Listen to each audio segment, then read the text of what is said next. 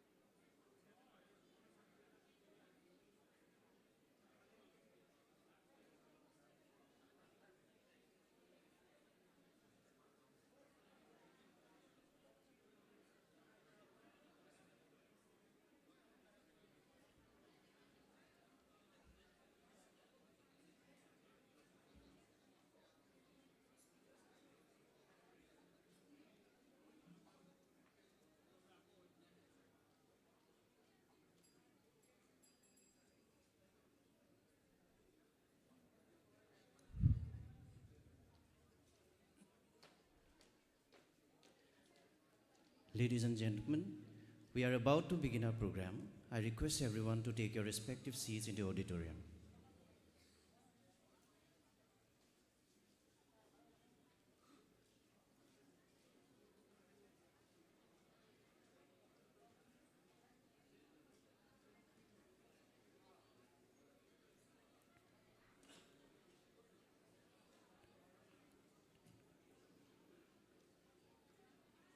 মই সকলোকে প্ৰেক্ষাগৃহত আসন গ্ৰহণ কৰিবলৈ অনুৰোধ জনালোঁ।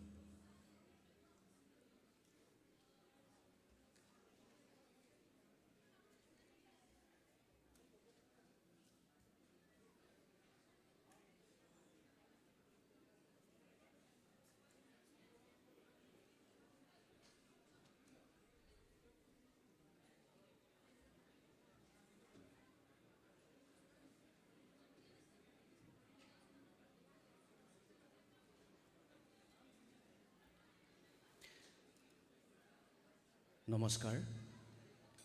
৪১ সংখ্যক মানিক চন্দ্ৰ বৰুৱা ৰাষ্ট্ৰীয় পৰ্যায়ৰ তৰ্ক প্ৰতিযোগিতাৰ উপলক্ষে কটন বিশ্ববিদ্যালয়ৰ কলাগুৰু বিষ্ণুপ্ৰসাদ ৰাভা প্ৰেক্ষাগৃহত উপবিষ্ট সমূহ সুধীৰবৃন্দলৈ মই ডক্টৰ মুক্তিকাম হাজৰিকাই সশ্ৰদ্ধ প্ৰণিপাত আৰু সাদৰ সম্ভাষণ জনাইছোঁ। A very warm morning to everyone.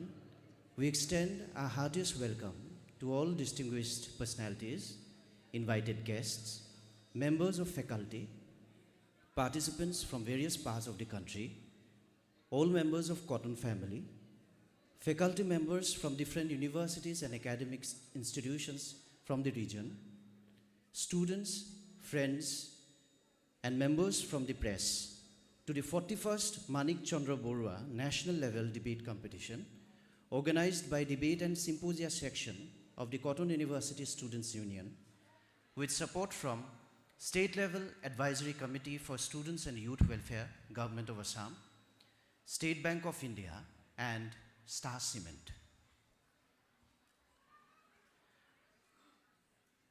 Ladies and gentlemen, we are pleased to announce the presence of the Honorable Vice Chancellor of Cotton University, Professor Manik Chandra Barooah, the Pro Vice Chancellor, Professor Xli Chandra Barooah, and the Registrar, Dr. Arindam Garg, amidst us here today. অনুষ্ঠানৰ আৰম্ভণিত ৰাষ্ট্ৰীয় সংগীত আৰু জাতীয় সংগীত পৰিৱেশন কৰা হ'ব। ইয়াৰ বাবে প্ৰেক্ষাগৃহত উপস্থিত সকলোকে মই থিয় হ'বলৈ অনুৰোধ জনালোঁ। At the outset, may I request everyone to kindly rise on their seats as we play the national anthem, followed by the জাতীয় সংগীত।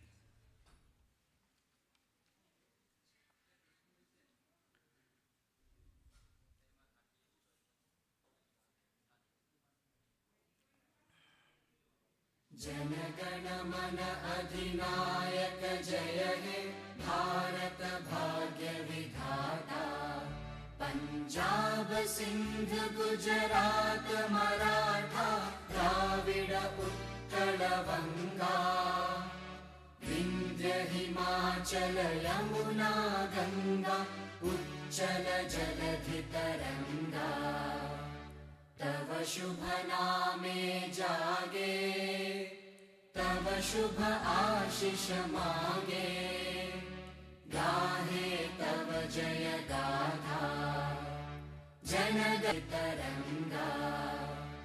तव शुभ नामे जागे तव शुभ आशीष मागे। गाहे तव जय गाथा जनगण।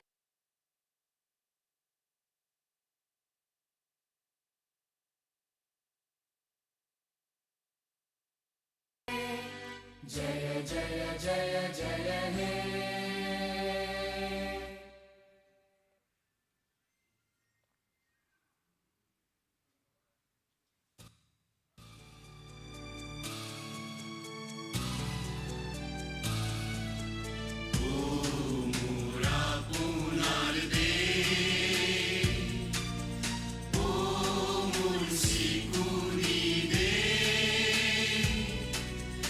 Ele kon huala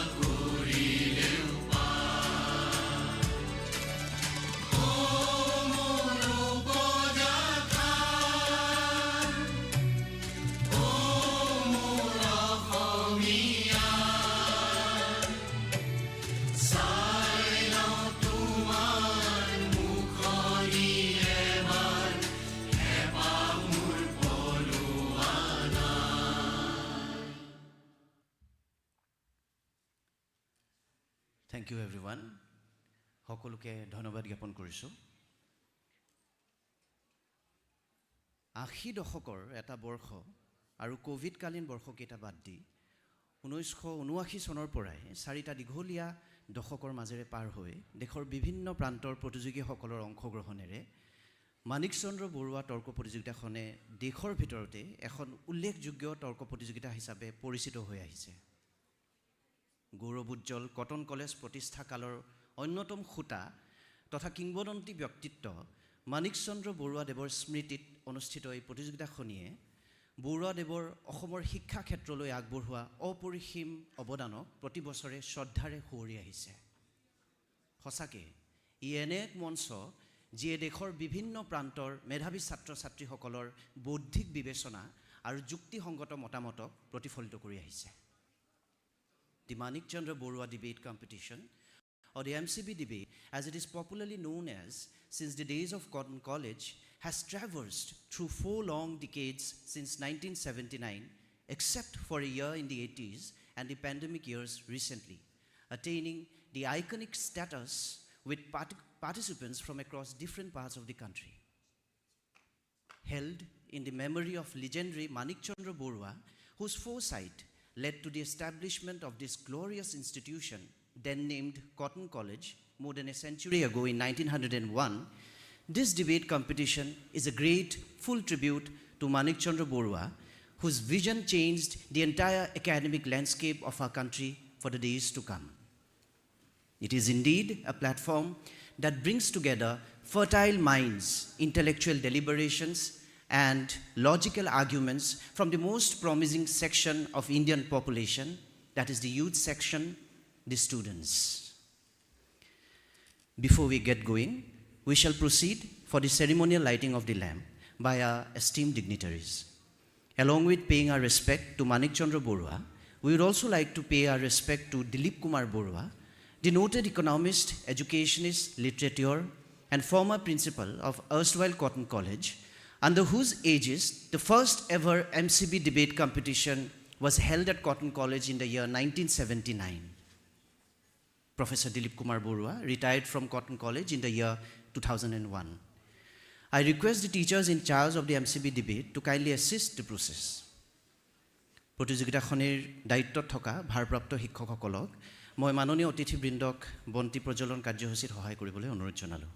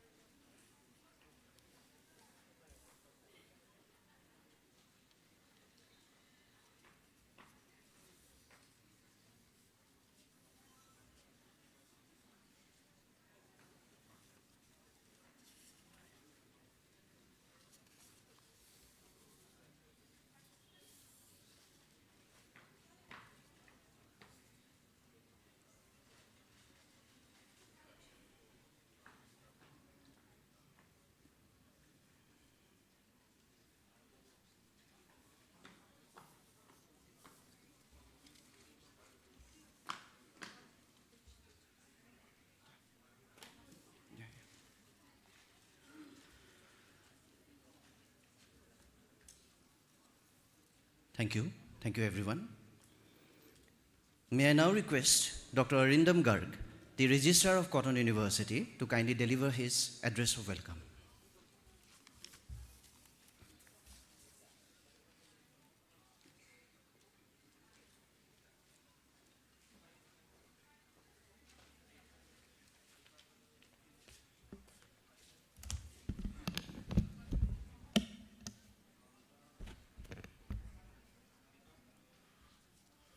Good morning, namaskar.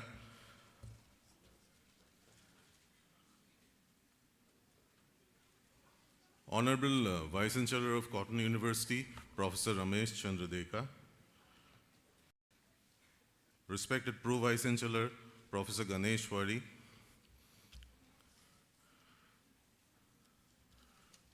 Respected dignitaries, Speaker of today's session, Mr. Sandeep Phukan.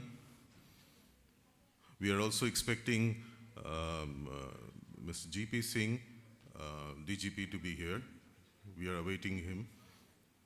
Deans of the faculties, heads of the department, all faculty members, research scholars, and my dear students.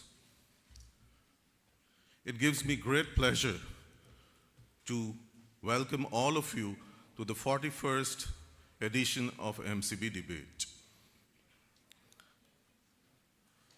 This has been a great tradition of cotton from time immemorial, and this is the 41st edition. We started off this particular edition with the talk given yesterday by Mr. Mayur Bora, which was very enlightening for all of us, on the visionary Manik Chandra Barooah. Today, here we have participants from across the country. As I see the list, we have participants from various colleges of Delhi, Meghalaya, and other parts of the country. It's great to have all of you out here.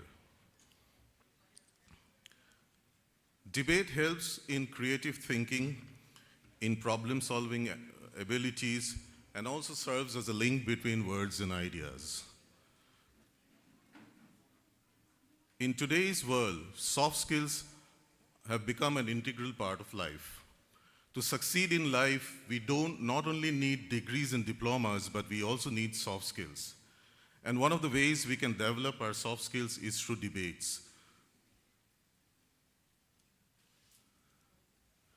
I wanted to stress on one particular point out here before I give the formal welcome, is that we have been listening from yesterday about the great personality in whose name this debate is dedicated.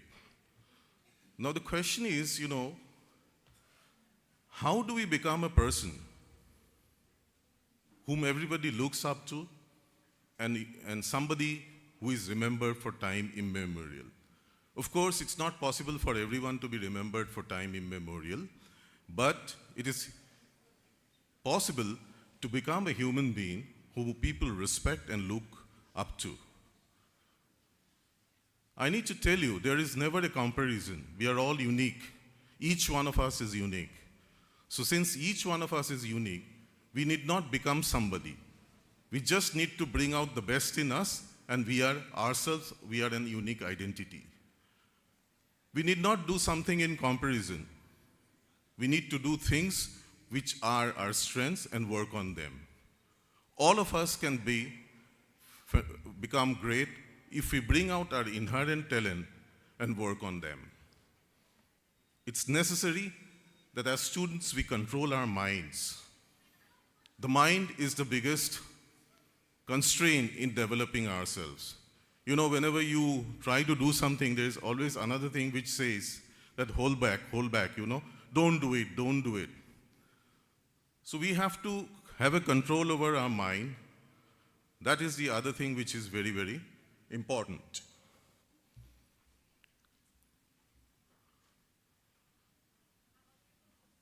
Our respected DGP, G.P. Singh, has just arrived. I'll just hold on for a few seconds till he's seated.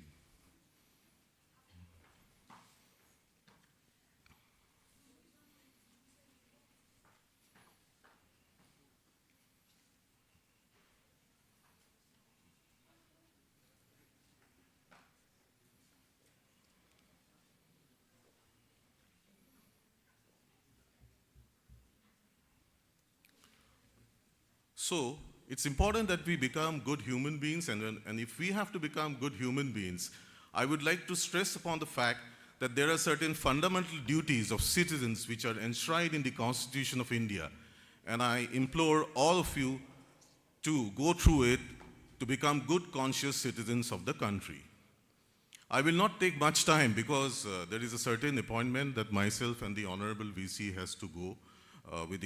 We have an appointment with the Chancellor and Honorable Governor of Assam. I would take this opportunity to welcome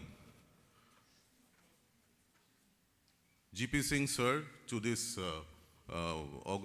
gathering. I would like to welcome our speaker, Mr. Sandeep Phukan. I would like to welcome all the judges. I would like to welcome all the faculties and teachers of Cotton University. I would like to welcome the participants who have come from various parts of the country. I hope you enjoy the stay in Guwahati. We, the Assamese people, are known for our hospitality. Please do enjoy it. And I also would like to thank the organizers of this particular debate for the 41st edition of Manik Chandra Barooah for doing a wonderful job and ensuring that and of course I expect them to ensure that it is brought to its logical possible end. With these few words, I welcome all of you once again and all the best. Thank you. Jai Hind.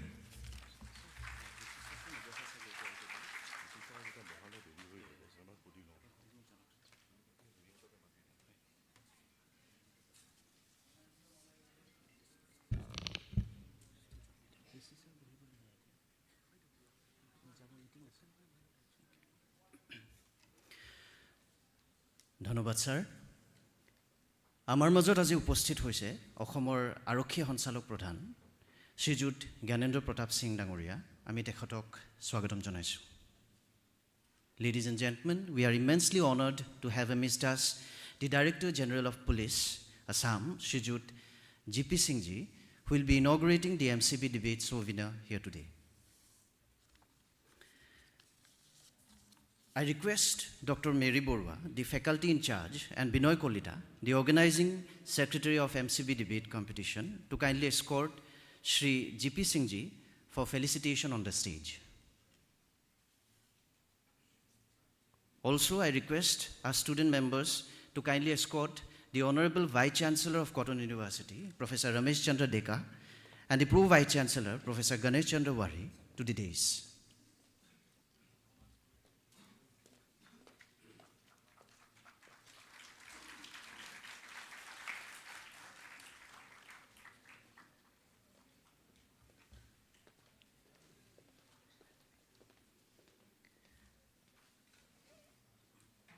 I request Binoy Kolita, the organizing secretary of MCB debate competition, to kindly felicitate Shri GP Singh ji.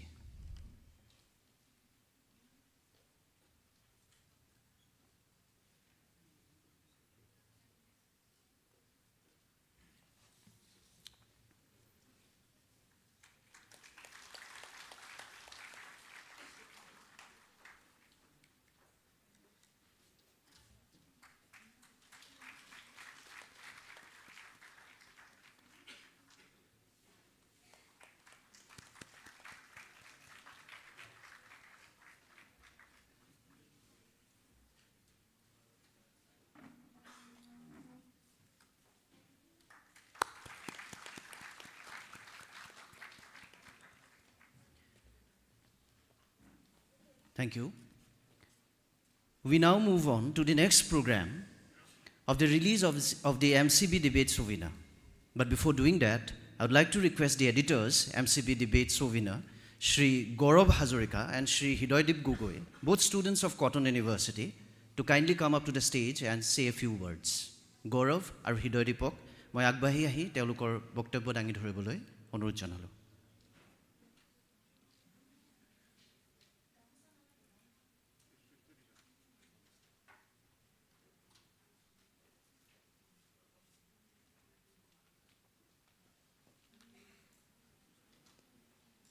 Hello. Namaskar. 41 সংখ্যক মানিক চন্দ্ৰ বৰুৱা সোঁৱৰণী তৰ্ক প্ৰতিযোগিতাৰ আজিৰ এই মঞ্চত উপস্থিত আমাৰ আমন্ত্ৰিত অতিথি সকলোৰে শ্ৰদ্ধাৰ আৰক্ষী সঞ্চালক মহোদয়, মঞ্চত উপস্থিত কটন বিশ্ববিদ্যালয়ৰ মাননীয় উপাচাৰ্য মহোদয়, উপস্থিত সম উপাচাৰ্য মহোদয়, উপস্থিত শ্ৰদ্ধাৰ পঞ্জীয়ক মহোদয়কে প্ৰমুখ্য কৰি আজিৰ এই প্ৰেক্ষাগৃহত উপস্থিত সমূহ শ্ৰদ্ধাৰ শিক্ষাগুৰুবৃন্দ, সমূহ কটনিয়ান তথা আজিৰ এই প্ৰতিযোগিতাৰ বাবে দেশৰ বিভিন্ন প্ৰান্তৰ পৰা অহা আমাৰ প্ৰতিযোগীসকল। আমি জানো যে প্ৰত্যেক বছৰেই মানিক চন্দ্ৰ বৰুৱা সোঁৱৰণী তৰ্ক প্ৰতিযোগিতাৰ লগত সংগতি ৰাখি এখন স্মৃতি গ্ৰন্থ প্ৰকাশ কৰি ওলোৱা হয় আৰু এই স্মৃতি গ্ৰন্থখনত আমাৰ কটনিয়ানৰ যি মুক্ত চিন্তা, সেই মুক্ত চিন্তাৰ এক প্ৰকাশ পায়। এইবাৰো তাৰ কোনো ব্যতিক্ৰম নহ'ল। এইবাৰ 41 সংখ্যক মানিক চন্দ্ৰ বৰুৱা সোঁৱৰণী তৰ্ক প্ৰতিযোগিতাৰ লগত সংগতি ৰাখি প্ৰকাশ কৰা স্মৃতি গ্ৰন্থখনৰ সম্পাদনাৰ দায়িত্ব আমাৰ দুয়োৰে ওপৰত পৰিল। খুব খৰখেদাকৈ ততাতয়াকৈ আমি আমাৰ কটনিয়ানৰ আগত স্মৃতি গ্ৰন্থখনৰ বাবে লেখা বিচাৰি আহ্বান জনাইছিলোঁ। তেওঁলোকেও আমাৰ আহ্বানৰ প্ৰতি সঁহাৰি জনাই আমাক লেখাসমূহ দিলে আৰু সেই লেখাসমূহৰ দ্বাৰাই আজি আমি স্মৃতি গ্ৰন্থখন প্ৰকাশ কৰিবলৈ এই মঞ্চত উপবিষ্ট হ'ব পাৰিছোঁ। স্মৃতি গ্ৰন্থখনৰ লেখাসমূহ চালে আমি গম পাম তাত কটনিয়ানৰ বৰ্তমানৰ দেশৰ বিভিন্ন প্ৰেক্ষাপটৰ লগতে সমাজ আৰু সংস্কৃতিৰ প্ৰতি থকা যি এক মুক্ত চিন্তা, সেই মুক্ত চিন্তাৰ এক বহিঃপ্ৰকাশ ঘটিছে। স্মৃতি গ্ৰন্থখন সম্পাদনা কৰিবলৈ যাওঁতে আমাক বহুতো ব্যক্তিয়ে আমাক বিভিন্ন ধৰণে সহায় সহযোগিতা আগবঢ়াইছিল। মই তেওঁলোকৰ বিষয়ে দুআষাৰ ক'বলৈ স্মৃতি গ্ৰন্থখনৰ আন এজন সম্পাদক হৃদয়দীপ গগৈক আহ্বান জনাইছোঁ। মঞ্চত উপস্থিত নথকা কেইবাগৰাকীও ব্যক্তি আমাৰ স্মৃতি গ্ৰন্থখনৰ লগত ওতপ্ৰোতভাৱে জড়িত আছিল।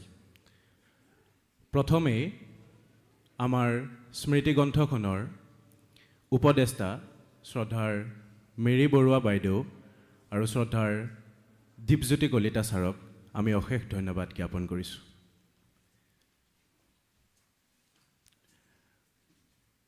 তদুপৰি আয়োজক, সম্পাদক তথা সমূহ সদস্যক আমি আন্তৰিক ধন্যবাদ জ্ঞাপন কৰিছোঁ। সুন্দৰকৈ বেটুপাত অংকন কৰাৰ বাবে নিখিল ৰঞ্জন চেতিয়াক আমি বিশেষভাৱে ধন্যবাদ জ্ঞাপন কৰিছোঁ। কটন বিশ্ববিদ্যালয়ৰ লগত কোনো অনুষ্ঠানৰ লগত সংগতি ৰাখি কোনো এখন আলোচনী বা স্মৃতিগ্ৰন্থ প্ৰকাশ কৰাটো কোনো নতুন বা অস্বাভাৱিক কথা নহয়। তৎসত্ত্বেও আমাৰ সম্পাদনাত প্ৰকাশ হ'বলগীয়া এই আলোচনীখনিয়ে কোনোবাখিনিত মানুহৰ মন মগজু আকৰ্ষণ কৰিলেই আমি কৃতাৰ্থ হ'ম। ধন্যবাদেৰে মই হৃদয়দীপ গগৈ আৰু মই গৌৰৱ হাজৰিকা, যুটীয়া সম্পাদক। ধন্যবাদ গৌৰৱ আৰু হৃদয়দীপ। May I now request the Honorable Vice Chancellor of Cotton University, Professor Manik Chandra Barooah, to kindly address the august gathering.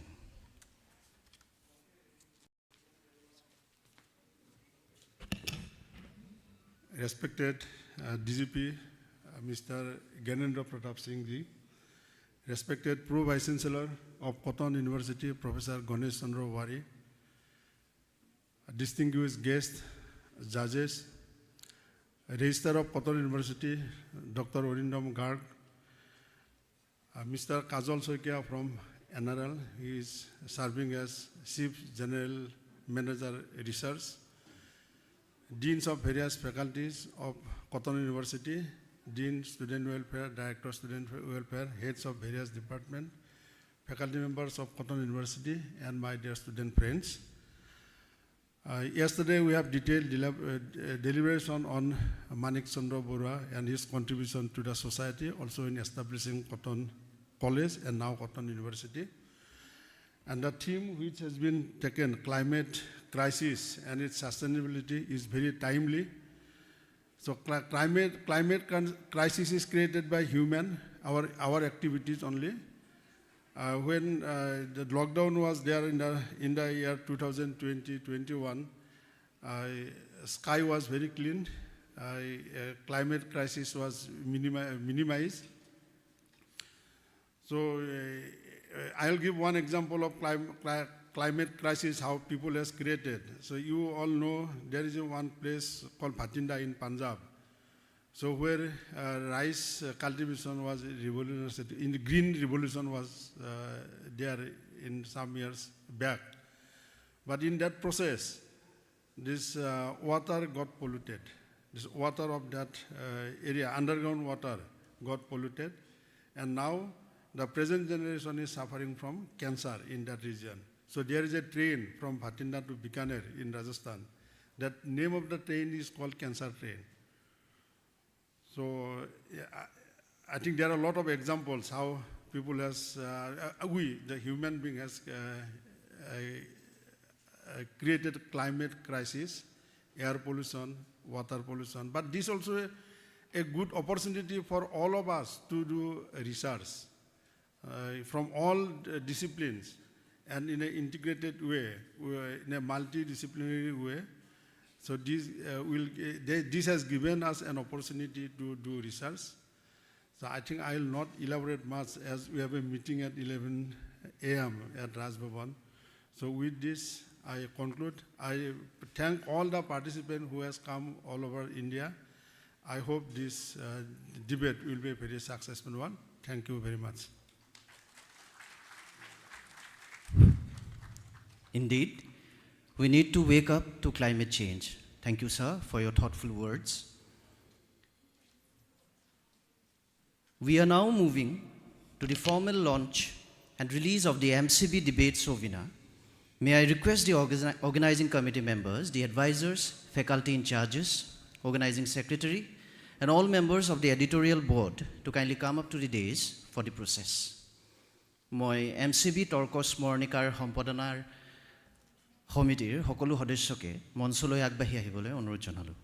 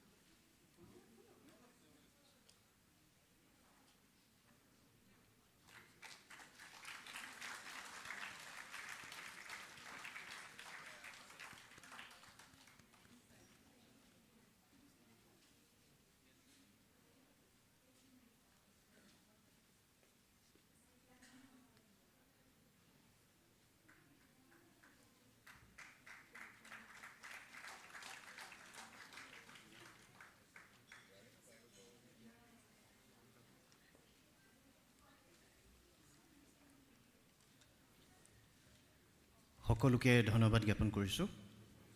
আমি উদ্বোধনী অনুষ্ঠানৰ সামৰণি পৰ্যায়ত ইতিমধ্যে উপনীত হৈছোঁহি। মই বিনয় কলিতাক আনুষ্ঠানিক শলাগৰ শৰাই আগবঢ়াবলৈ অনুৰোধ জনালোঁ। We have now reached the close of the opening session.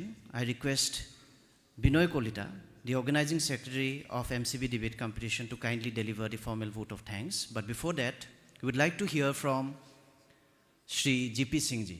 I request Shri G.P. Singh ji to kindly share a few words with us before Binoy Kolita shares his vote of thanks.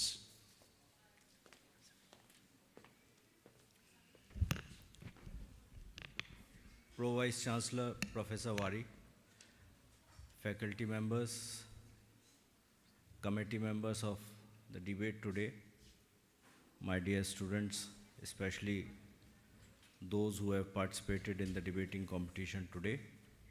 And a special welcome to all the participants from other parts of the country, especially Delhi, Meghalaya, and also within Assam from outside Guwahati.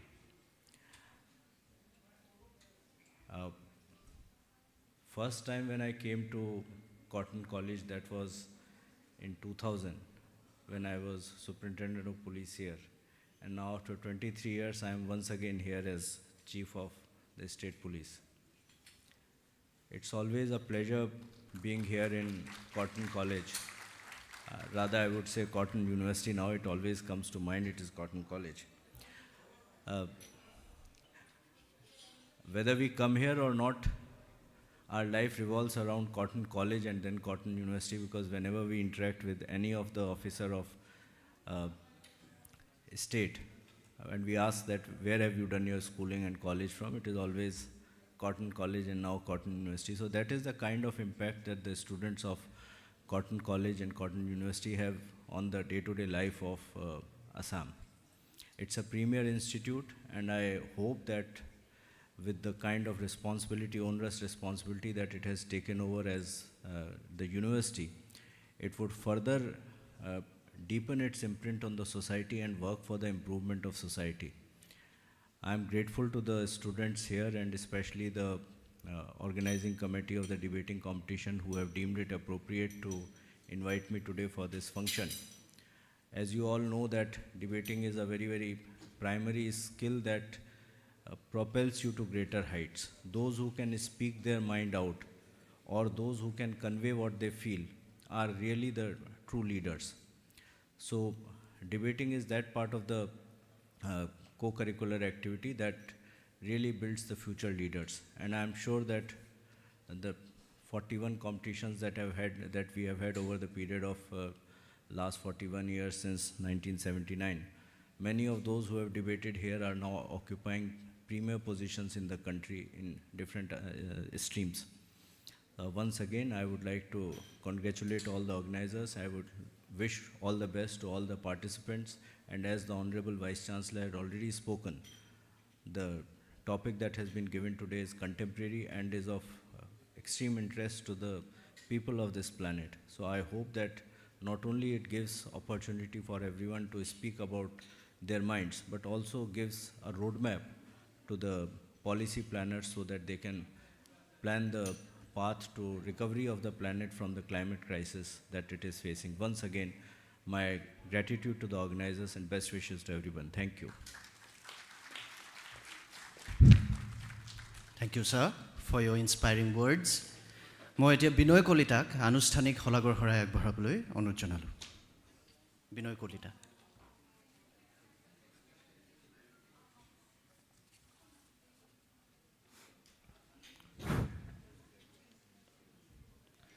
Greetings, everyone. I, Binoy Kolida, stand before you today with immense gratitude and a heart full of appreciation to each one of you. I extend my heartfelt thanks to all of you for gracing the 41st Manik Chandra Barooah National Level Debate Competition with your presence and enthusiasm. This event has been a journey of dedication. This event has been a journey of passion and a relentless pursuit of intellectual discourse. We embarked on this path with the aim of fostering critical thinking, promoting open dialogue, and encouraging thought-provoking discussions. And your active participation has brought these aspirations to life. I would like to thank our Honorable Vice Chancellor, sir, who has helped us throughout to make this event successful. I would also like to thank our Honorable Pro Vice Chancellor, sir, for his active participation. I would like to thank our Registrar, Dr. Arindam Garg, sir. I actually can't tell how many times did I run to the Registrar office, but one thing I can assure you that I came with different solutions, different time. I would also like to thank our Honorable Speaker, Sandeep Phukan, sir, for enlightening us with his presence. I would like to thank our Honorable Director of Students' Welfare, sir, for helping us and overcoming any odds during the event. Of course, the Dean Students' Welfare for his efforts to minimize our tensions and headaches. Actually, Dean Sir was out of station, but he never missed a chance to call me whether the event has been conducted successfully or whether we have been doing things properly or not. So thank you, Dean Students Welfare Sir. Here I would like to specially thank my advisor and my teacher in charge, Dr. Ruma Talukdar ma'am, Mary Barooah ma'am, and Dipjyoti sir. Ruma Talukdar ma'am and Mary ma'am has been a motherly figure to me during the whole year, not only in this particular event, but through the whole year. They have been helping me with all their efforts, and were just a call away. Dr. Suresh Nath sir, whose active participation has actually made this possible for me to come this far. Thank you so much, sir. Debojyoti Barooah sir, for making some of the mistakes and also advised in many ways. Thank you so much, Rakhi Moral ma'am, whose knowledge and experience has actually made it possible for me to plan differently, and all the teachers in the organizing committee. Jinu ma'am, Siranjita ma'am, Prasur sir, Payal ma'am, Monjit sir, and Jili ma'am. Thank you so very much. Here I would like to mention our student members, Gaurav Hazorika, Hidoydip Gogoi, Porinandi Zima Sultana, Deep Sekhor Kolita, Ananya Soikia, Editor Cottonian, Onkur Jyoti Horma, and many other students who were not in the organizing committee. They have made this event a successful one and also to get the magazine on time. So thanks to each one of you. At last but not the least, I would like to thank the students of Kotta University, our Cottonians, because of whom I am actually standing before you all and giving and organizing this event successfully. I would like to thank Kotta University. Thank you, Cottonians. Thank you, Hitanath Brahma Sodari, Nabasatra. Thank you so very much.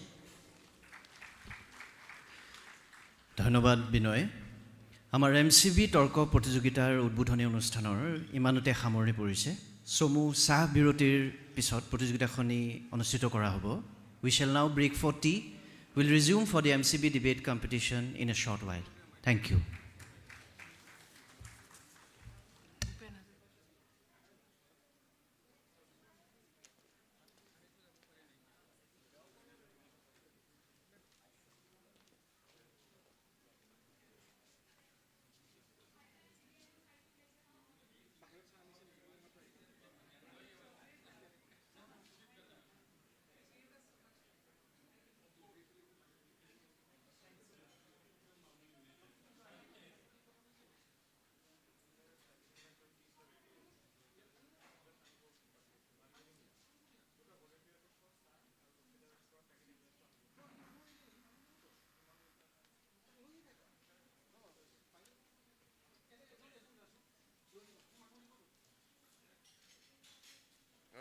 Geshura.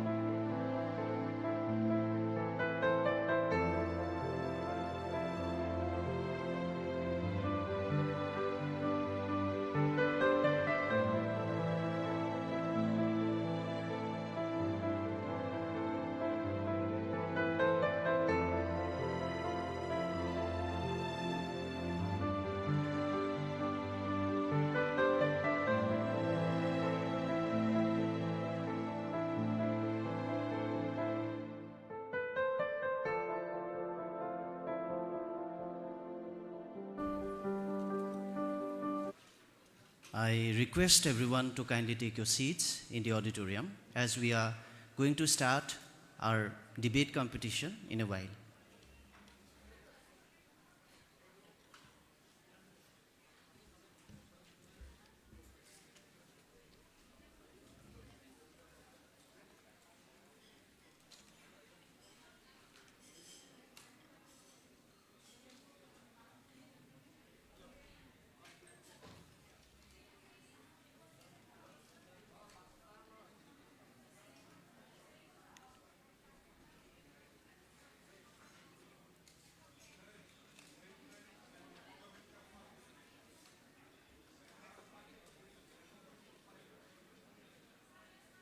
আমি খন্তেক পিছতেই মানিক চন্দ্ৰ বৰুৱা ৰাষ্ট্ৰীয় পৰ্যায়ৰ তৰ্ক প্ৰতিযোগিতাখনিৰ আৰম্ভ কৰিম। সকলোকে প্ৰেক্ষাগৃহত আসন গ্ৰহণ কৰিবলৈ মই অনুৰোধ জনালোঁ।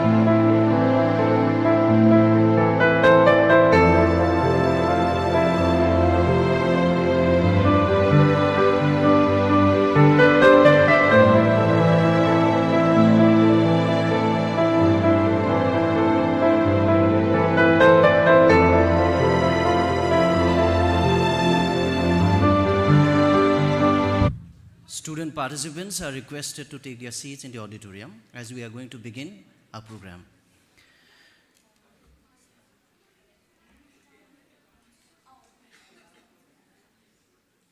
Before we begin our program formally, we would like to fondly recollect another illustrious Cottonian, the citizen of the world, the Jajabori Bard, Dr. Bhupen Hazarika, on his birth anniversary today.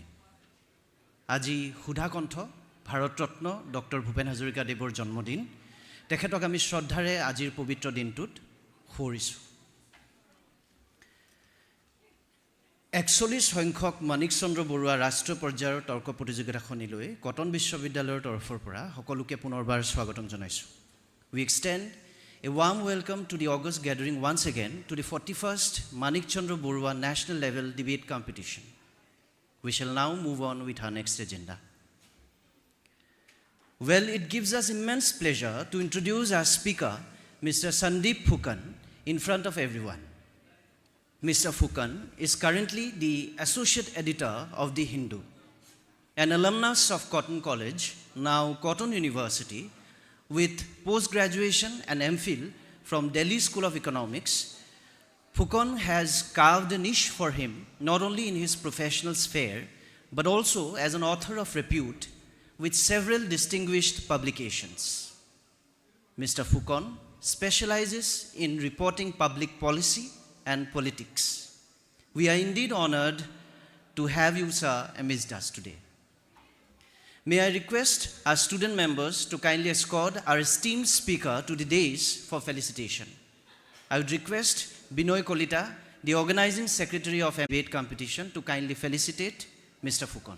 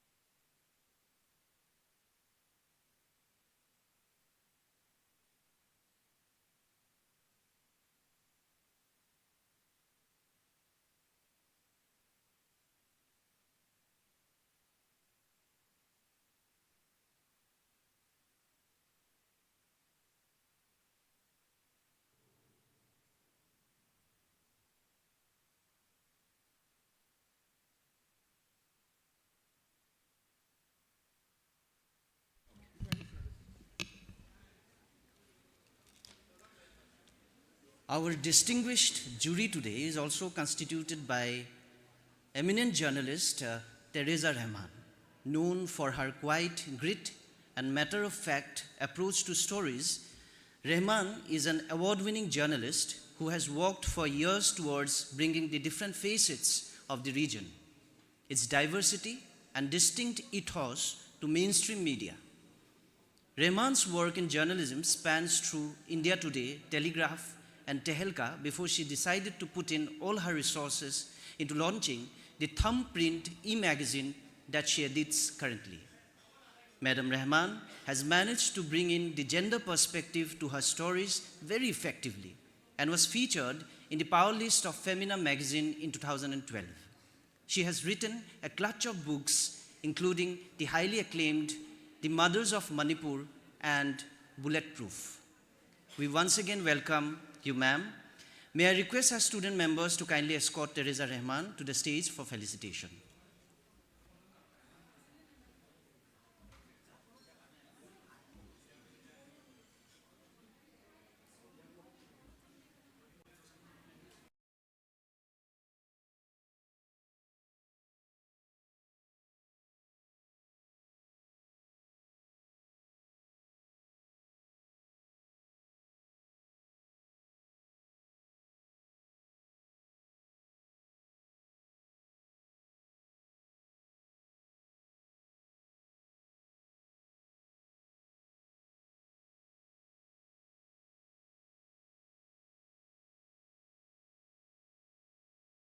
teaching, research, and industry.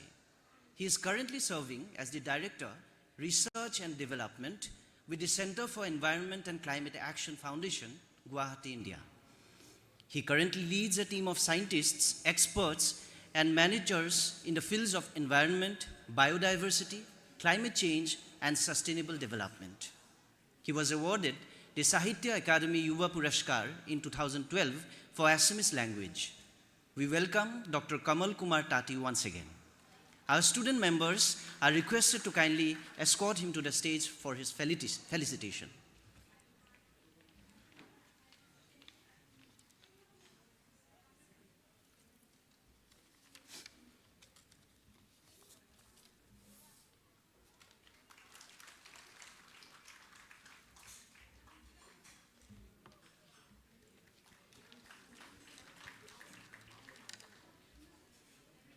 Thank you. We are also extremely pleased to have Dr. Kajal Saikia, another member of today's jury. With 30 years of working experience in the oil industry, Dr. Saikia is currently working as the head of Human Resource and Legal Section of Numoligarh Refinery Limited.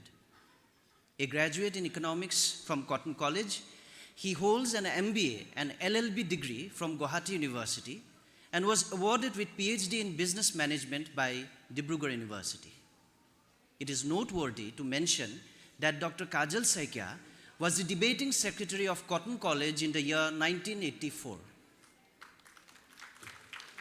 He represented both Cotton College and Guwahati University in various state and national level debating competitions. May I request our student members to kindly escort Dr. Saikia and felicitate him.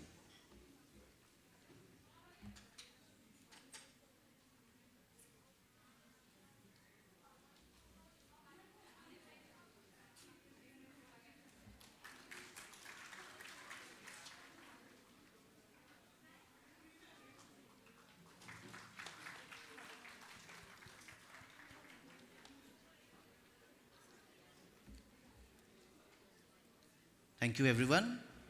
May I now request our esteemed speaker to kindly take over the proceedings. Thank you.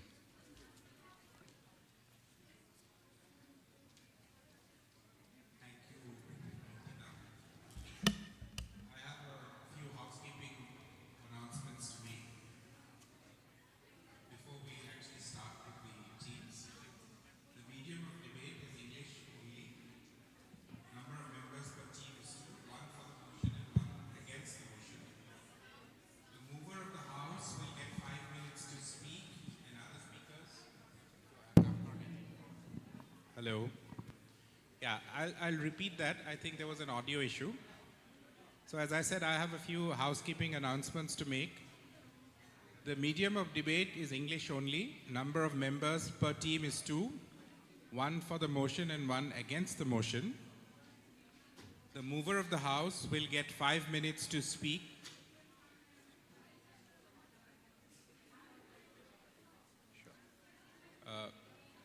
The mover of the house will get 5 minutes to speak and other speakers will be allotted 4 minutes. The warning bell for the mover will be at 4 minutes and for others it will be at 3 minutes. The mover will get additional 2 minutes at the end but will not be considered for evaluation. Opposition audience and judges may ask questions to the speaker. Unparliamentary behavior in the House and use of unparliamentary words during deliberation is strictly prohibited and will lead to disqualification. Right.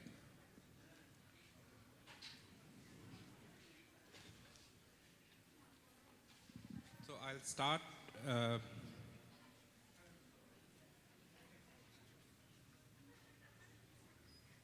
I have a list of teams in front of me now. এটা কথা সুধিব লাগিছিল. Can I just ask, do we go serially or just pick up a team and ask them? Yeah, because I need somebody to explain this.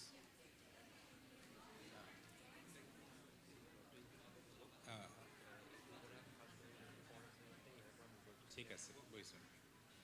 So, the mover to Pothamot mover for the motion hobo into কোনো serially to নালাগে?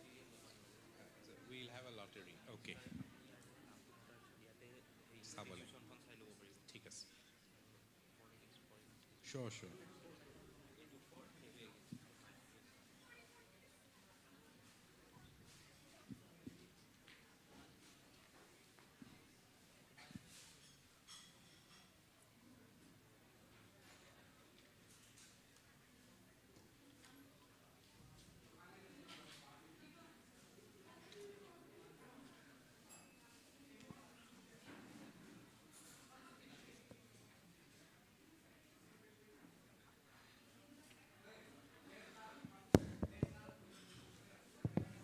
Okay, I have picked up the first chit. It is Rishikesh Das.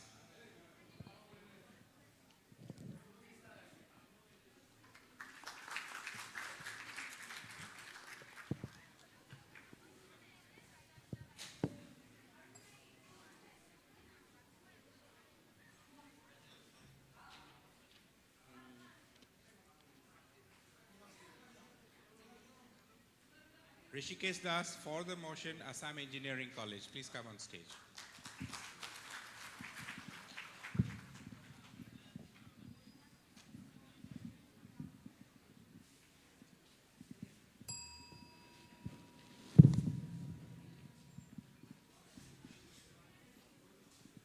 Hello. You may start the timer in 3, 2, 1. As the father of the nation, Mahatma Gandhi once said, and I quote, "The earth has enough for everyone's needs, but not for anyone's greed." A very good morning to everyone present here. Honorable Speaker, sir, and esteemed members of this robust house. Freedom is hammered out on the anvil of this discussion and debate. And today, we have gathered here to debate on the topic, climate crisis affect developing societies like India with far-reaching implication on their geopolitics, economies, and sustainability in the global race today. Sir, allow me to raise this bill in the House and start the debate.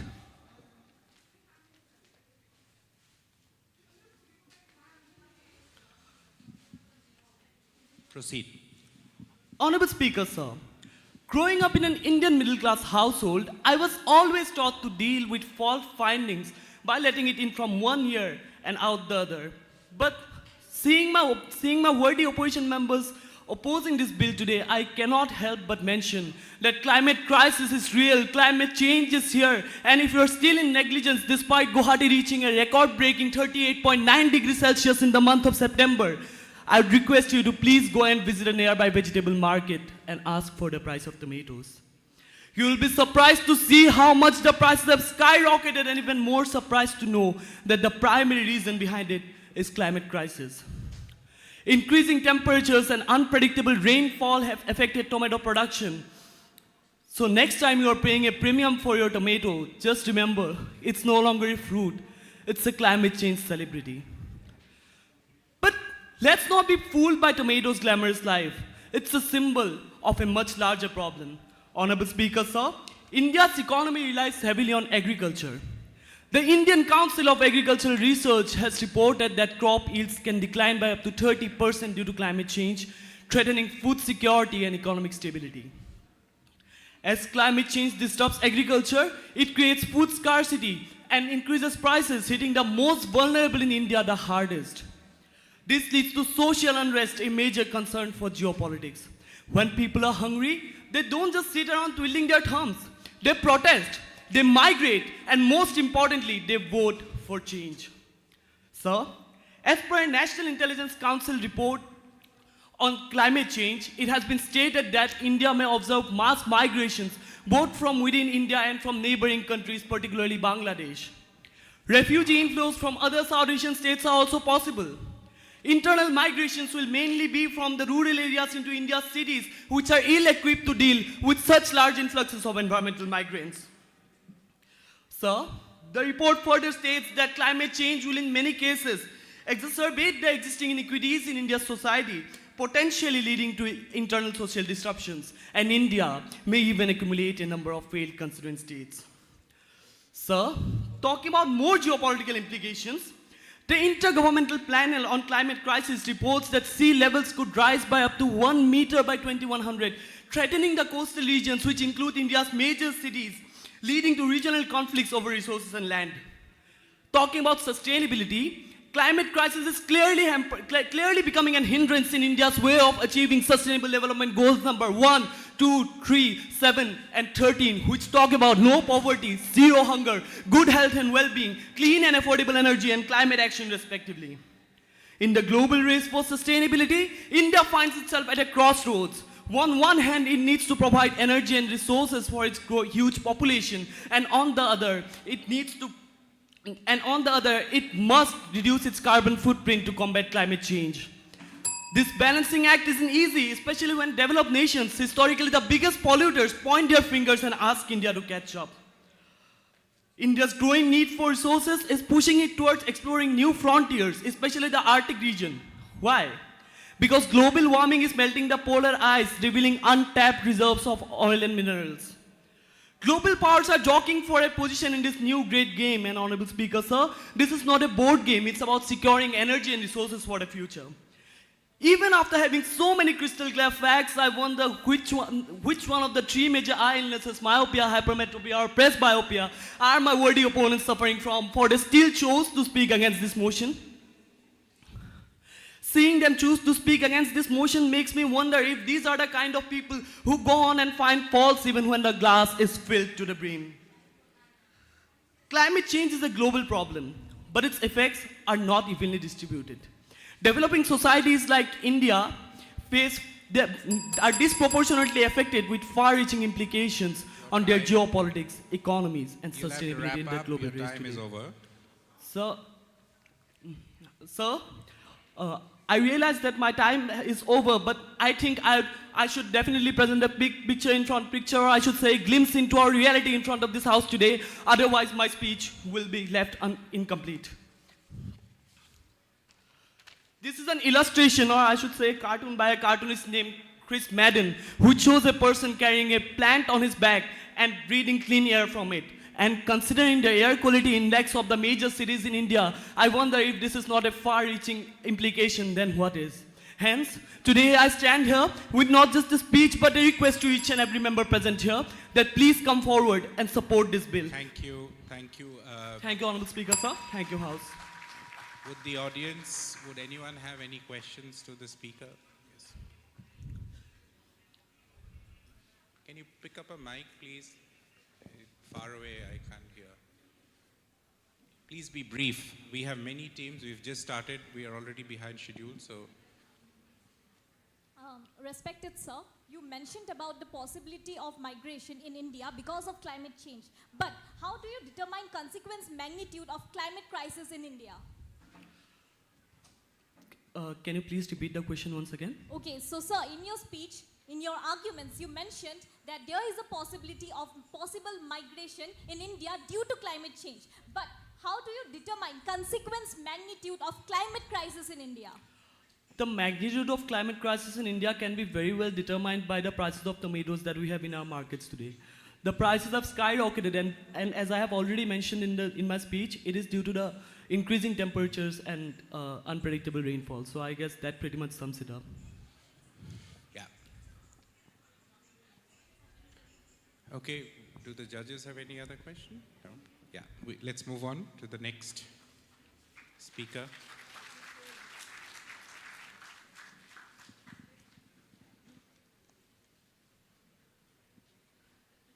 Anuj Goenka against the motion. Anuj Goenka, please come on stage.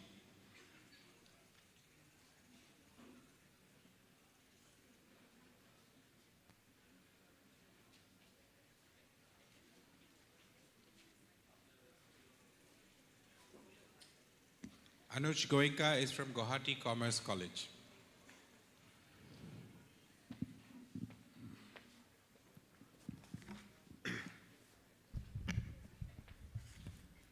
Greetings, dear member of the House and esteemed speaker. Today I, Anuj Goenka, am here for a cause to speak against the motion being placed on the floor. We are the first generation to feel the climate change, the impact of climate change, and the last generation that can do something about it. This remark made by the former US President Mr. Barack Obama on the COP20 conference, and I can't agree more on this. Just yesterday, a report by C3S stated that the Earth has recorded the hottest 3 months period from June to August on record, and the climate crisis is now real more than ever before. But the question on ground, ladies and gentlemen, is that should the implications of climate crisis be more on the developing countries? Climate change did not occur in a day or two. It took hundreds of years of carbon dumping by developed countries like United States of America. Out of United States of America, total 400 tons carbon emission, till now, 290 billion tons of carbon emission was done in the 19th century itself. Western countries are the ones who capitalize, I repeat, capitalize on the industrial technology and cause the problems that we are facing today. The ambitions of the developed countries in the 20th century have now become a heavy burden for the developing countries. Not only the developed countries has contributed to this problem, they seem to lag behind in the solution as well. Developed countries ask the developing countries to raise their climate ambition when they themselves only talk about climate change and climate justice but never deliver any. Just for an instance, in 2010, first time developed countries pledged to meet a tangible financial target of 100 billion by the year 2020 towards combating climate change. Till date, the goal remains unfulfilled. So dear members, how can the implication of climate crisis be only on the shoulders of developing societies who contributed least to the problem but lose the most both economically and environmentally?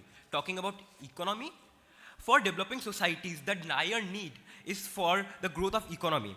And while also getting the nations out of the curse upon humanity like poverty, infant mortality, and widespread diseases, societies like Africa, whose 80% population in sub-Sahara region is under acute poverty, for them, eradicating poverty is a much bigger issue than focusing on the environmental standards given by the West. And as my communist friend has said, to bring end-to-end poverty, we need two things, Soviet power and electric power, but I only agree on the latter part. Now, the question before the nation comes, how do they generate this power? Whether to harness renewable sources or keep depending on the non-renewable sources like hydrocarbons. Producing electricity from hydrocarbons such as oils and gases, oils and coals, comes at a fraction of cost and is far more reliable than wind and solar energy. Societies like Africa cannot develop without cheap, reliable, and resilient electric power. Clearly, renewable energy cannot meet the current demands of the energy by developing societies. And talking about India, which is the fastest growing economy and has seen the startup culture booming, if they follow the NDC, National Determined Contribution Regulation associated with the emission regulation reduction, it will increase the cost of production, resulting in the slowing down of this process. If we follow the NDCs, we are curbing the entire nation's potential to be the next economic superpower. And with regards to sustainability, the developing nations' carbon emission is just for their lifestyle and for its developed nation, and for developing nation, it is for their mere survival. The states propagate the idea.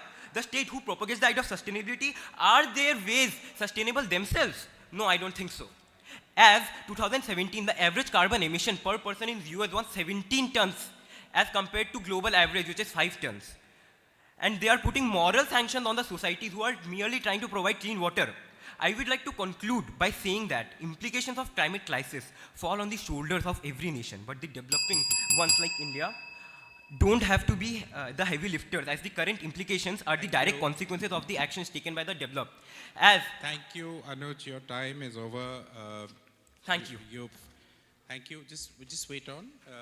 Would anyone like to ask a question to Anuj? Anybody who has a question? No? Yeah, okay. Thank you, Honorable Speaker, sir. Thank you, House. Thank you.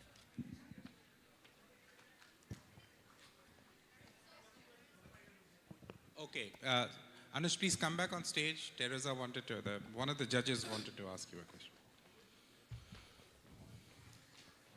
Good morning. So, sir, you agreed that the developing countries are affected most by the climate change and is contributing the least. So, aren't you agreeing with the motion that climate crisis is having far-reaching implications on the developing societies? Thank you. Ma'am, first of all, my case is trying to say is that the climate crisis the climate change is real, but the implications on the developing countries are because of the developed countries, and those implications where these implications would not be then on the developing countries if the developed countries had not done what they have done in the 19th century and the 20th century. Thank you. Any more questions? Okay, then yes. Anyone has a question? Okay. Can we move on to the next speaker, please? Ishan Surya Chaudhary. For the motion, Ishan is from Assam University, Silchar. Ishan, please come on stage. For the motion.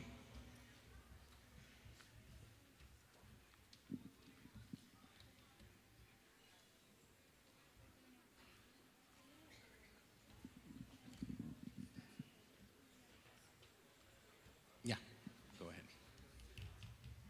Is the warning bell at 3 minutes? 4 minutes. Yeah, 3 minutes, yeah. Ishan Surya Chaudhary from Assam University, Silchar. He's speaking for the motion. Proceed.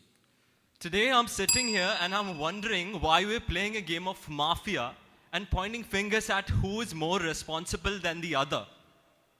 Well, Honorable Speaker, sir, I wish to say that amidst the climate crisis today, there exists a paradox that lies between the profound implications of climate crisis and the people who even attempt to deny this. It goes beyond just climate change. It affects developing societies like India, reaching deep into its hearts, reaching into the geopolitics, reaching into economics, reaching into our very stand in the global race of the 21st century. And the evidence lies everywhere. The evidence lies in the very fabric of our world. The evidence lies in the rising temperatures, in the melting ice caps. The evidence lies in the erratic monsoons, in the intensifying cyclones, the droughts, the floods. When Maharashtra is looking at a potential drought owing to only 40% of normal rainfall in the last month of August, where Assam is almost comically visited more frequently by floods than monsoon itself. The evidence lies in the struggles of nations like India, who are trying to balance this entire thing, where food security is jeopardized, where the livelihoods of people are being snatched away. The evidence lies in the fragile connections between countries over these dwindling resources, where people are fighting over water and arable land. Water and arable land, these are necessities, not amenities. And today, due to retreating glaciers, shared waters like the Indus River are now becoming a potential flashpoint. They're only exacerbating the geopolitical pressures that already exist between these countries. But there's a more human side to it in the fine print. A farmer in sub-Saharan Africa watches his generational farmland dry up and turn into a wasteland. A family in coastal Bangladesh fears losing their home to the unstoppable tides. One yearns for water, the other dreads its advance. And what ties them together is their despair, is their agony, as they potentially lose everything they have, their tradition, their cultures, their homes. And the evidence lies in us understanding this, in our empathy, in our solidarity. The economy of the world and the constantly shifting political power dynamics are not some abstract concepts. Today, developing societies like India have to juggle all of this with economic development, abolishing poverty, education rates, while at the same time handling climate resilience.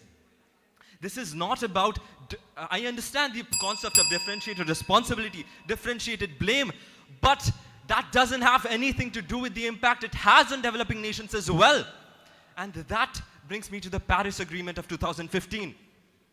The Paris Agreement of the 2015, which emphasizes on the food production systems and how vulnerable they are, which specifically mentions the special needs and requirements of developing country parties, and which has the provisions for financial support, for technology transfer to help them. They exist because they are affected by these issues. That is why they have been placed in the first place. Finally, the evidence lies not only in these perils, they lie in us. They lie in you, they lie in me. They lie in our actions. They lie in our effort to make this better. They lie in the young minds that try to find sustainable solutions to this every single day. So together, let us try to create a new chapter for this world. One where the evidence is found not only in our speeches, but also in our actions. Thank you so much. Thank you. Just wait. Just wait. Ishan, just wait. Don't leave. Does anyone have any question to Ishan? Please take a mic and please be brief.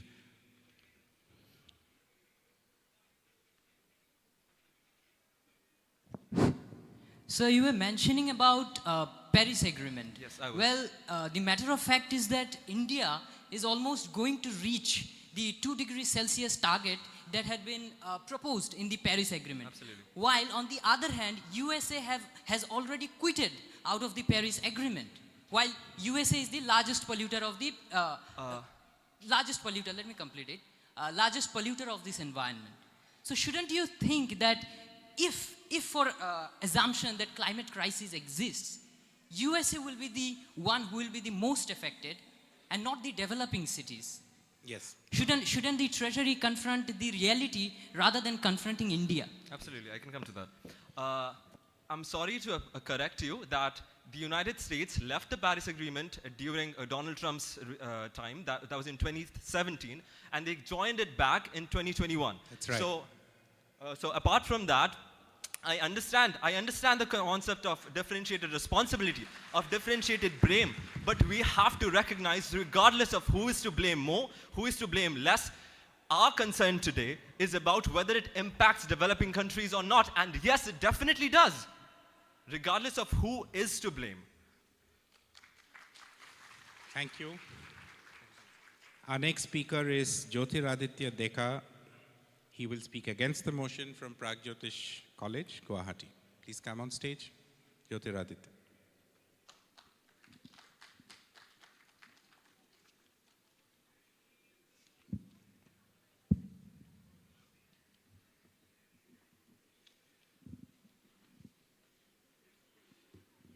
Good morning. Thank you, Mr. Speaker, sir, for allowing me to speak here today. Yes, proceed, please. Facts don't care about your feelings.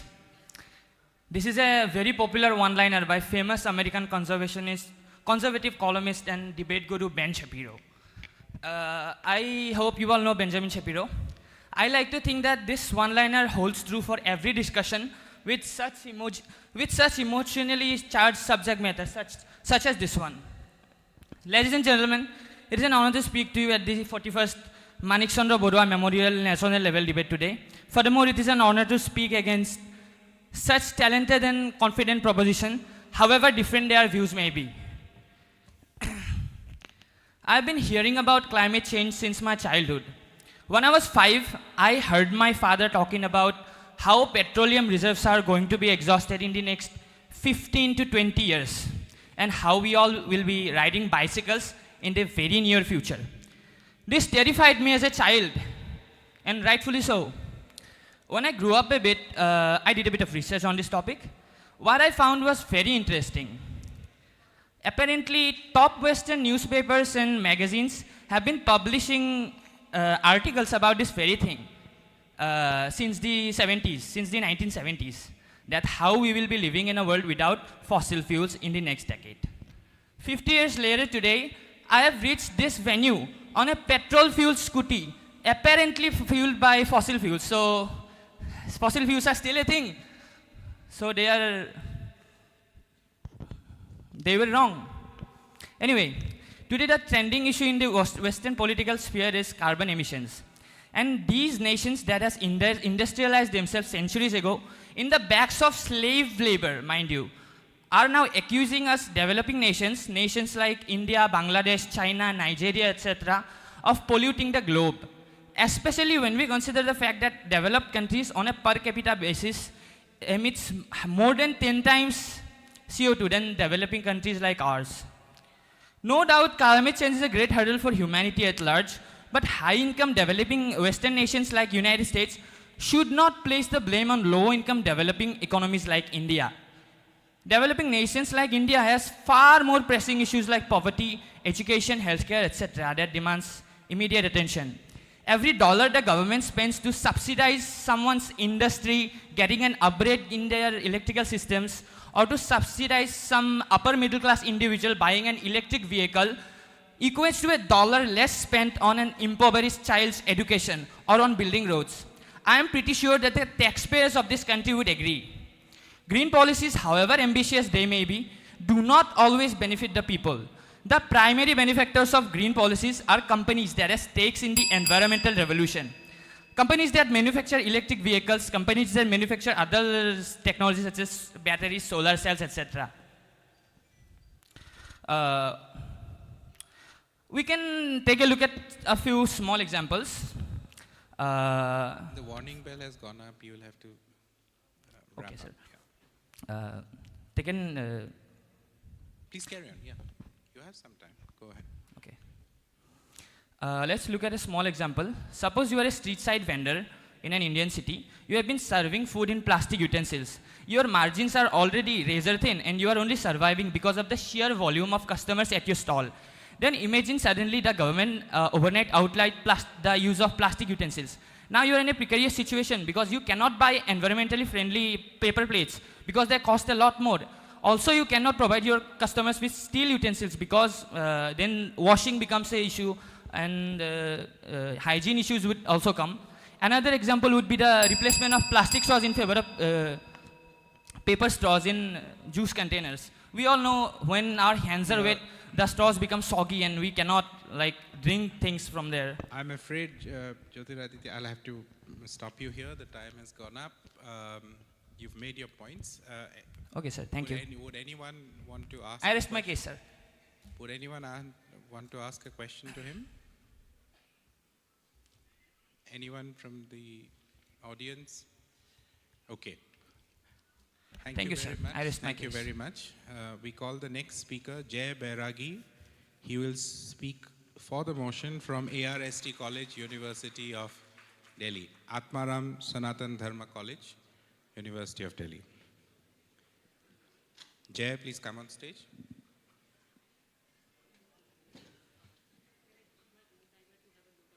Sure. You will anyways get a call, a warning bell, and then the final bell. Please start wrapping up when the warning bell goes up. And that's for all the participants who's going to come in.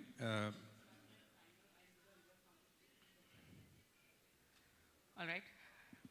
3, 2, 1. Please proceed. Tragically, billions of people who are least responsible for emitting carbon dioxide or greenhouse gases are affecting the most with climate crisis. Imagine yourself as a Kenyan farmer who is working on a farm of 2-acre land, and all of a sudden you are dealing with droughts, you are dealing with flash floods, despite that you are producing 50 times lesser carbon than an average American. Why these things are happening? Why you are on the verge of survival? Good morning, one and all present here. Today I, Jay Bairagi, speaking in favor of the motion of this topic. When we see, I speak in favor because the survival issue is not faced by a farmer of Kenya or a developing countries like Kenya, but it is faced by almost all developing countries present all over the world. Panel, while supporting this motion, I'll make you understand that how and why the climate crisis is affecting developing countries like India with far-reaching implications on their geopolitics, on their economy, and on their sustainability. Panel, right now the debate in this house is going on what is happening as a climate crisis. But now we need to understand that how the climate crisis is affecting developing countries, which I'll let you know through my arguments. First of all, jury, we need to understand that while addressing this topic, we cannot see geopolitics, economy, or sustainability as different aspects. We have to see them as an interlinking aspect, that how our geopolitics, then your economy, and then your sustainability get affected due to climate crisis. So in that, I'll brief you with my arguments. First of all, in the very realist world where we are living in a global race, where every country wants to become a superpower or become an economic power, the developing countries are always on the side where they are very weak. How? I'll explain you. When we see the geopolitical aspect, we see that developed countries have always made policies which has always favored them. Like many agreements are there, all the agreements which are being made by the developing countries, despite emitting greenhouse gases for over the last 2.5 centuries of industrial-led economic growth, they are now making so-called ironical Climate Protection Act, in which they just demand the developing countries to stop their development and to follow the guidelines which are being provided by them. Which in result comes that the developing countries are not able to develop themselves as per the need. Because it is quite obvious that to develop in a country like India, industrialization is needed. But what on a geopolitical level today a developed country is doing, they are surpassing or they are ignoring the needs of a country like India, and they are asking them to cut down their carbon emission. In result, a country like India is not able to do industrialization, and on the verge of that, they are not able to get developed, which proves the topic here that the far-reaching implications of climate crisis are not on those countries who are developed, who have already developed themselves, but the implications are being there on the countries which are developing. I was talking when I came to yesterday here, so I was talking to a guy who was from Mizoram. He was having so much concerns about his own home state that there is no infrastructure. Why there is no infrastructure? There is no infrastructure because there is not industrialization. And developing countries like USA and Europe, they stop us from developing, and this is because of the climate crisis. We need to see that economy aspect. In the economical aspect, the very idea of fighting against climate crisis of developed nations ignore the requirement of developed nations. Like the country like India, industrialization is very needed for the economical development. But what are the developing nations are doing? They are being persuaded by the developed nation not to develop themselves. Why? On the verge of climate crisis, which proves the very much fact that climate crisis is affecting developing nations on far-reaching implications. When we see that why are developing nations cannot handle up with the climate crisis, because they are not with their infrastructure. If we can take an example, if a flood will come in Delhi or a flood will come in Bihar, the chances of recovering from the flood will be more good in the city of Delhi, but it's not in any city of Bihar. Why? Because the infrastructure is not there. In this sense, we need to think that a climate crisis is affecting a developing nation on more far implications than a developed nation. Thank you so much. Thank you. Any questions? I see only one hand going up. Yeah, go ahead. Would you introduce yourself? Are you also a participant? Yeah.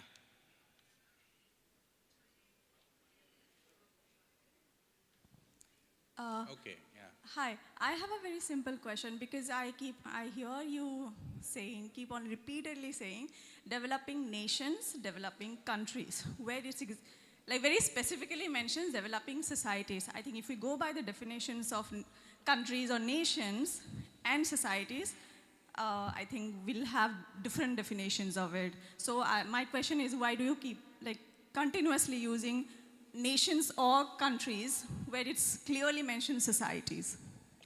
Yeah, are they interchangeable? I think the question that she's asking is, are these two terms interchangeable? Yeah. I am quite sure that you have read the whole topic. In the topic head, it is also written, developing societies like India. What is India? India is a nation, India is a country. A very fact which we need to understand here is different societies make a nation. And if we are seeing a developing society, we are also referring it as a nation. Because a society or a nation is made up of society, right? That's why I have referred in my speech for country or nation, so that a brighter aspect of the particular topic can be covered. Thank you so much. Thank you. I'll call the next speaker. There's one more hand going up, yeah? Just wait. Just a second, Jay. I think there's one more question. Please be brief. We have a lot of speakers. We're running behind schedule. Yes. Sir, you mentioned in your speech that the developing countries doesn't have the infrastructure, right? So how did India rank 22nd for the renewable energy uses in the CCPI 2016, and America came 31st in that very index of 2016? So how will you justify your point, sir? Yes, sir. Thank you so much for your question, sir. But we need to see, sir, the India ranks, whatever rank we have told, in the renewable energy sector. What is the rank of Indian healthcare system? What is the rank of India in education system? The basis of climate crisis, if we want to tackle climate crisis, we need to work on the basic, very basic infrastructure of any country, right? India is being forced by developed nations to promote this renewable energy. But what if India invest those money on the very vast education system or the healthcare system, then the country will develop and the country will have the equipment, will have the proper resources to develop climate crisis. I would like to quote a very famous economist who said that who once quote this thing, which I would like to quote, that the most effective way to combat climate change was to let nations grow first. If a nation will grow first, it will definitely deal with climate change, as the American or the USA or the Europe has already done. Thank you so much. Thank you. I'll call the next speaker. We'll have to cut short the quick Q&A session. Zafreed Khan will speak against the motion, and Zafreed is from University of Science and Technology, Meghalaya.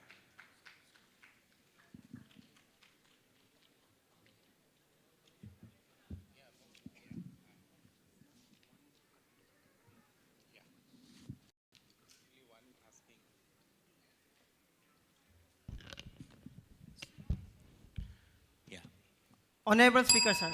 Yeah, proceed, Jeffrey. Honorable Speaker, sir. At the very outset, I would like to start with a quote given by our ex-president, the missile man of India, late Dr. APJ Abdul Kalam, who said that we should have our own development model, India should walk on our own shadow. Keeping this view in mind, at times when the leaders of our country are doing everything in their power to turn India into a global leader, at times when other nations are looking upon India as a role development for their own country, at times when India is presiding over summits like G20, SCO, and other summits like BRICS Summit, and so on. Keeping this view in mind, on such a contrasting point, our respected Treasury Bench members are suffering from an oblique and myopic view of vision, as they are seeing India as a developing country, and they are taking a global phenomena like climate crisis and attaching it to India like an affecting country, which compels me to vehemently oppose such kind of an irrelevant bill, and therefore I find my place in the opposition. Honorable Speaker, sir, I would like to remind our respected Treasury Bench members that the climate of America is not different than the climate of India. We all breathe the same air and we all drink the same water. Honorable Speaker, sir, on this note, Mr. Jadab Payeng, who is also considered the forest man of India, gets invited to the prestigious universities of America like MIT and Harvard, where he gives lectures on how to conserve the environment and what should be the steps that should they take to foster greenery.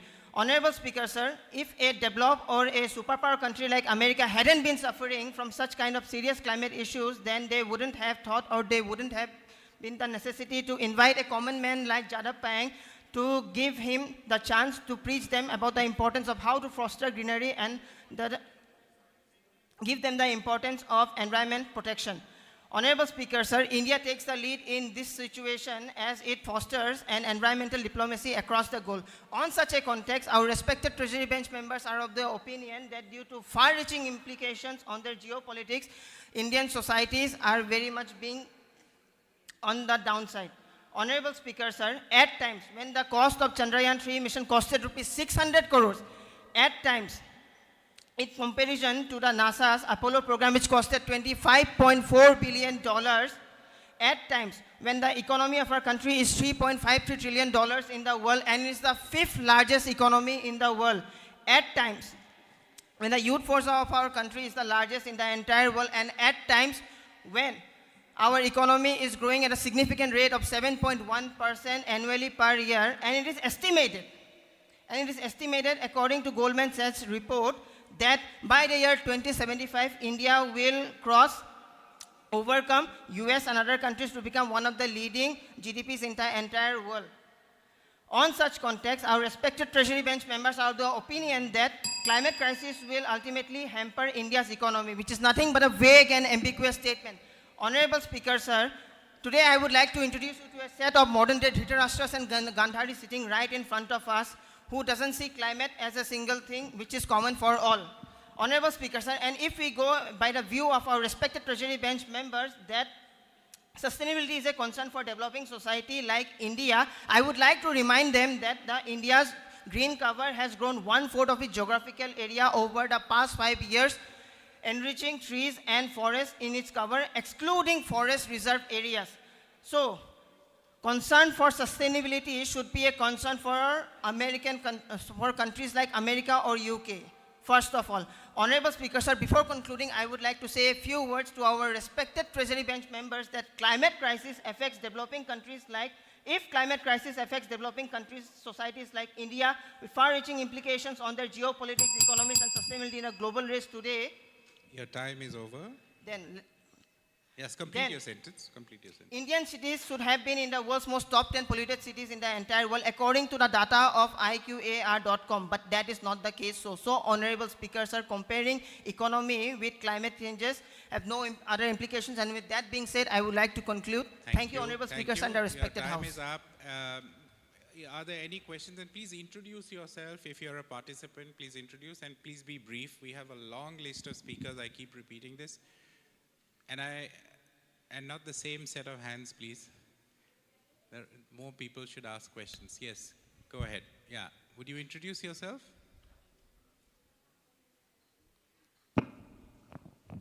Yes, sir. My name is Avik, and my question is, sir, you mentioned in your speech that even for India, countries like India and countries like America, we have the same climate, and the proportion of the impact of the climate change is same. But if we see the heat waves in America and Europe, and you compare it with the countries like Bangladesh, which shall be submerged into the water by the end of the century, don't you compare this both, if you see the proportionate wise, where a country like Bangladesh does not have a future, and a country where it is just facing the heat waves, don't you see the future and the difference here? What you want? Thank you, sir, for your question. And I would like to remind you that America is the world's most affected country, which has been given the tagline of they are the ones who have started the problem of industrialization, and they are continuing it across the world. So climate is same. There's no doubt about that. But what they have done during the industrialization period, that is the consequence what is India and Bangladesh today are suffering, and the whole world will be of that an example to be reckoned with. Thank you. I shall call the next speaker now. Prachi Giri, who will speak for the motion. Prachi is from Handy Girls College, Guwahati. Okay, Prachi is absent.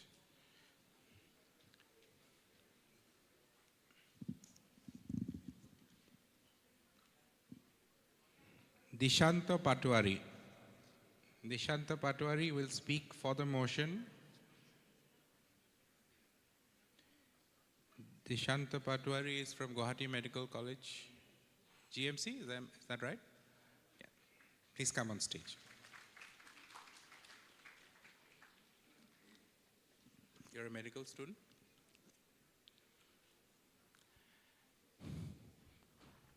Is the timekeeper, will you please, proceed. Yeah, start. Okay. Please proceed. What is the use of a house if we haven't even got a tolerable planet to put it on? This line, said by Henry David Thoreau ages ago, seems suddenly so relevant today. Respected Speaker, sir, I am today speaking for the motion, and we are talking about the global race today. So let us take an analogy of a race. Let's say back when doping's effects were not discovered, let's say there is a race and there are 4 participants. The first 2 participants, they take drugs, and back then it was not known that drugs are harmful. But when the next 2 participants wanted to take drugs, then let's say somehow people discovered the effects of drugs and they were debarred from using it. So the situation with the environment is somewhat similar today. You see, this is not good. We know we should not be using it. But the ones who have already done it clearly have an unfair advantage. That is the developing countries. Now, what is this drug that in our terms, we can say it is as coal. For example, we now know that coal is extremely polluting. It's not something we should be doing because looking at the condition of the environment today. But it is a fact that when the developed countries were developing, they were using coal relentlessly. Back then, there were nothing to inhibit them from using it, which now exists. So India's energy generation relies heavily on coal.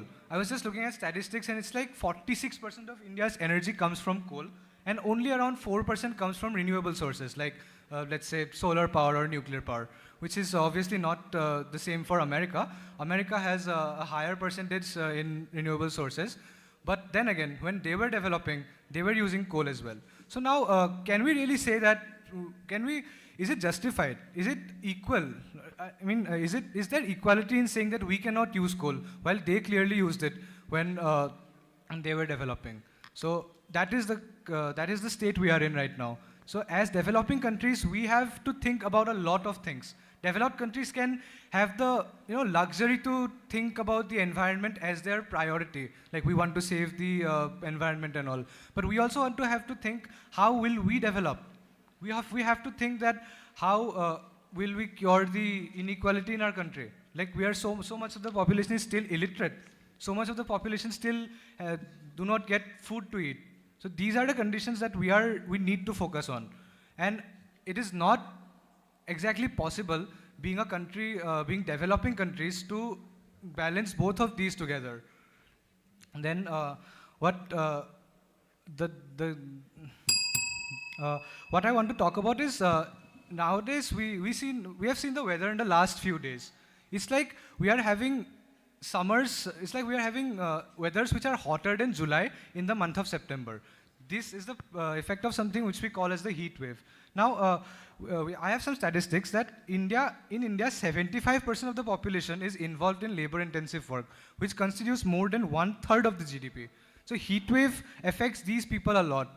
This indirectly decreases the economy because they won't be able to work, and that harms the economy of ours. And that also means people are falling sick. So we need to have more of our budget allocated to treating the people, which already we are not being able to meet up with their demands. So obviously, it is affecting our developing countries way more than it's affecting the developed countries. Thank you. Thank you. You're well within your time. Yes. I see one hand going up. Please pass on the mic. Introduce yourself. Hello. Yeah, please introduce yourself. Sir Speaker. And introduce yourself, please. I'm Shreyashi. Yeah. I'm a speaker from the Treasury. Right. And so is the speaker standing over there. So the only thing I want to ask you is that, in which bench do you stand? Please answer me that, and then I'll add up the follow-up question. I think I was clearly apparent. I'm in the Treasury. Yeah, so you clearly stand in the Treasury, right? And then how can you say that a developing society like India doesn't have the luxury to think about climate crisis? How did you even quote that? How did it even come to your mind when you're clearly defending the motion and not opposing it?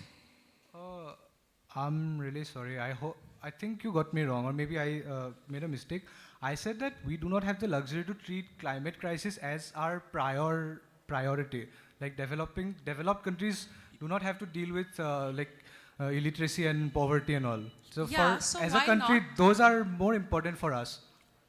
Why not deal with health issues and climate crisis at the same time? Yeah, exactly. We are dealing with both of them at the same time, right? So, but like, okay, your opinions might differ, but according to me, poverty and health issues are prior. But like, yeah, we're juggling both of them together. So obviously, we are juggling, and they are, let's say, just throwing a ball. So obviously, it's affecting us more, right? I don't see how you misheard that. Thank you.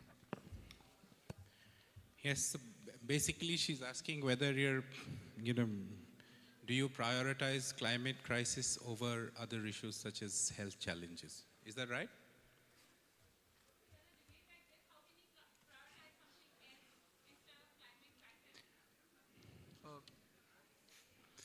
He's made his point, ma'am. Yeah, I'll move on to the next speaker. The next speaker is Aditya Singh, who will speak against the motion, Motilal Nehru College, University of Delhi. Aditya, please come on stage.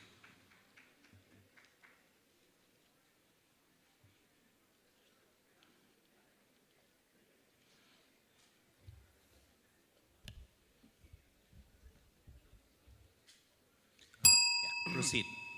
Greetings to the esteemed panel, dear sir, and all the students present here. Today, I, Aditya Singh, is present before you to present my opinion against the topic of the House. This House believes that developing societies like India will face far-reaching implications of climate crisis on three main issues, which are geopolitics, economics, and sustainability. But I would beg to differ from the House by stating that developing societies with presenting some examples to you. Let's start with India first, since the topic itself talks about India. Let's start with India, where India stands. We all are seeing that India has progressed a lot in the previous few decades on the basis of sustainability, on the basis of technology, and it has been an active participant when we talk about climate crisis. When we talk about initiatives, it has taken initiatives like Panchamrit and NAPCC, and it has been an active member of the Kyoto Protocol and the Paris Agreement. We are seeing that India has always been a frontrunner when we talk about climate crisis.